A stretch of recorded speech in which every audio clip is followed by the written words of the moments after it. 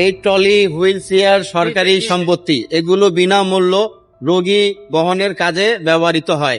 Trolley, wheel chair ব্যবহারের কোনো টাকা অর্থ লেনদেন না করার জন্য অনুরোধ করা হলো, অথচ আমরা এগুলি টাকা দিয়ে নিতেছি। যাদের হাতে আছে তারা নিজের নিজের ভাগ করে নিয়েছে। সরকারি হুইল চেয়ার তারা নিজের মনে দাবি করতেছে এবং তারা নিজের নিয়ে বলতেছে যে এটা নিতে হলে টাকা দিতে হবে। ইন্টারনেট ডাক্তার যারা আছে তারা রুমের ভিতরে বসে গল্পতে মশগুল আছে, তারা গল্প করতেছে, তারা নিজের কেউ সিঙ্গারা খাওয়ার মধ্যে ব্যস্ত, কেউ তাদের বয়ফ্রেন্ডকে মেসেজ দেওয়ার জন্য ব্যস্ত, সবাই তার কাছে। আমার এমার্জেন্সি রুগী বাইরে দাঁড়ায় আছে, তারা আইসা একটু দেখবে কি, তাদের সময় নেই। আমি বললাম ম্যাডাম কাগজটা দেখেন, কাগজটা দেখার তাদের সময় নেই। আমার মাকে কালকে নিয়ে আসছি, তখন আমি এমার্জেন্সিতে হুইল চেয়ার খুঁজে পাই না। লাস্টে একজনকে উপর থেকে ডাক দিয়ে এনে ওনাকে জিজ্ঞেস করলাম, উনি বললো টাকা দিতে হবে, এখান থেকে এখানে নিয়ে গেলে 200 টাকা লাগবে, যেখানে টিকিট দেয় ওখানে নিয়ে গেলে 200 লাগবে, আর যদি 5 তলা উপরে যেতে হয় তাহলে লাগবে 300 টাকা। তারপরে ওখান থেকে আবার কোনো জায়গায় গেলে তাহলে সর্বমিট মিলায় 500 টাকা আমার কাছে দাবি করছে। তা আমি কি করব, লাস্টে তো আমাকে নিতে হবে, তো আমি 300 টাকা হায়ার করে তাকে নিয়ে আমি ওখানে গেছি।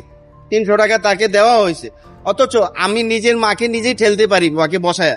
আমার এই আল্লাহ তাআলা আমার শক্তিটা দিছে। হুইল চেয়ারটা আমি পাইলে আমি নিজেই ঠেলা 5 তলা হোক, 6 তলা হোক, 10 তলা হলেও আমি নিয়ে যেতে পারবো, কিন্তু আমাকে এই সুযোগটা দেওয়া হলো না। তারা নিজের হাতে এটা সবকিছু হাতে করে রাখছে। এবং কি আমি যখন অ্যাডমিট করতে নিছি, তখন আমি ডাক্তারদের রুমে যাওয়ার পরে, আমি যখন টিকিটটা নিয়ে গেছি, আমাদের যে কাগজপত্র নিয়ে যাওয়ার পরে ডাক্তারদের রুমে সবাই ব্যস্ত।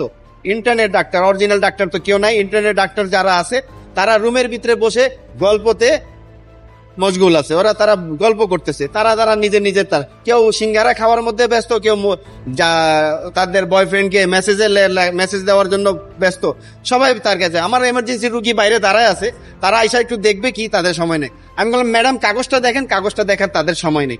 ঠিক আছে, অনেকক্ষণ পরে লাস্টে আমি বসে আছি, আপনি এখানে বসে আছেন কেন, আমরা সবাই ব্যস্ত, পরে আসেন। আমি বললাম আমার রুগী বাইরে এমার্জেন্সিতে আছে, আমার রুগী স্ট্রোক করছে, আমি নিয়ে আসছি, আপনি দেখবেন না? না দেখবো না, আমাদের হাতে অনেক কাজ আছে। আপনার হাতে কোনো কাজ নাই ম্যাডাম, মোবাইল নিয়ে আপনি মেসেজ দিতেছেন, ওইটাই আমার কাজ। ওকে ঠিক আছে, তাহলে আমি যতক্ষণ কাজ শেষ না হওয়া পর্যন্ত আমি এখানে বসে থাকি।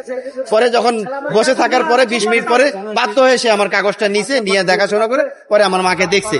পরে কি হলো যে ওরা যখন সবকিছু দেখার পরে আমার এডমিট করছে, তখন আমি যখন বেড আমার দিতেছে না, বেড দিছে পরে বেডের ভিতরে চাদর থাকবে, চাদর নাই, বেড শুধু বেডের মধ্যে যে পরিমাণে ময়লা নোংরা, আমার রুগী এমনি অসুস্থ, ওটা দেখে আরো অসুস্থ হয়ে যাবে। পরে লাস্টে আমার বাসা থেকে আমি 5 ঘন্টা পরে আমার বাসা থেকে বালিশ আর চাদর এনেছি, অথচ বালিশ চাদর এখানে থাকার কথা। এটা আমার সরকারি হসপিটালে আমি প্রাপ্ত, এটা আমাকে এটা আমি দেশের জনগণ হিসাবে আমি সরকারি হসপিটালে আসলে এটা আমি প্রাপ্ত, এই জিনিসগুলি আমাকে দিতে হবে, কিন্তু আমি এই কিছুই পাইনি।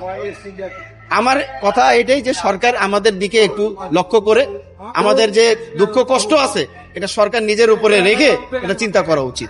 নিজের চোখে দেখবেন, তাহলে বিশ্বাস করতে পারবেন।